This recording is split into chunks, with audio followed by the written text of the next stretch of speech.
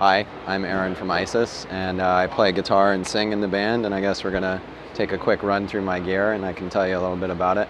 Well, actually very little, because I don't know much. I just know I like the way it sounds. This is the main guitar I use, 76 Tele Custom. For years I played Paul's, and the clean tone just wasn't doing it for me, and the more clean passages we started developing in ISIS, the more I felt like Tele was the way to go.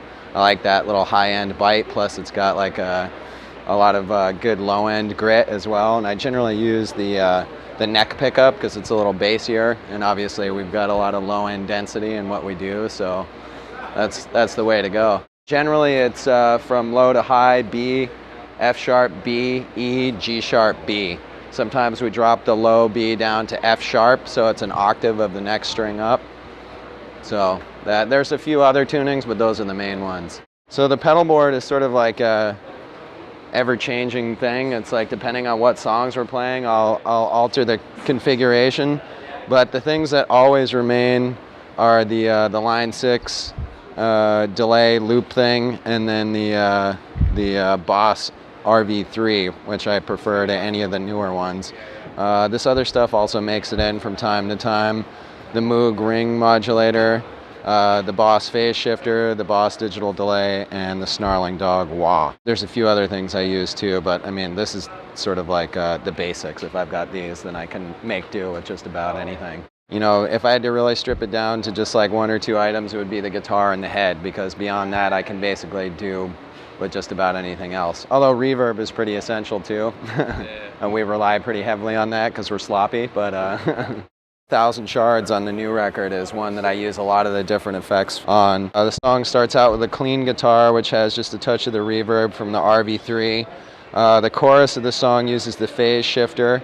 Then later on in the song, I use like basically the rhythm sound on the amp just to boost the signal a little bit, and that's pretty much it. I mean, you know, it depends on the song. Like some of the more open tracks, for instance, like I'll use the Line 6 to make loops and just build up like a textural thing that'll go underneath the regular part. Like The Wait, like the long instrumental song from Oceanic. It's like the whole first half of the song is like EBow and loops basically, and then I just build and build and build, and then that just becomes like a textural element that continues through the rest of the song. I actually just started using this recently without sounding like someone who's endorsed by a company. Like I really do feel like this is the amp I've been looking for a long time. It's got a nice, really thick but clear distorted sound, and the clean stuff is really clear and snappy, and you know, I feel like it's a good medium for all the different things I've used. Like when we record, I'll use one amp for the distorted sound, another amp for the clean sound, and you know,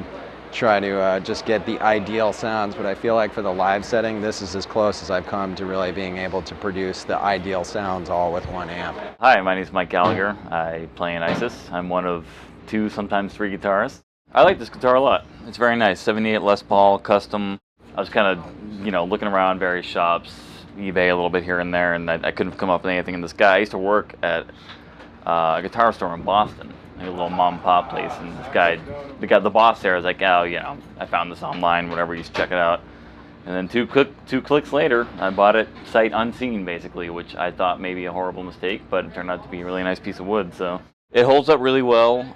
It's got some issues with intonation occasionally, because we tend to tune a little lower, but other than that, that's my only issue, and it's not a constant issue, so. Effects. This is what I'm traveling with now. It's RV3, which is taped up, unfortunately.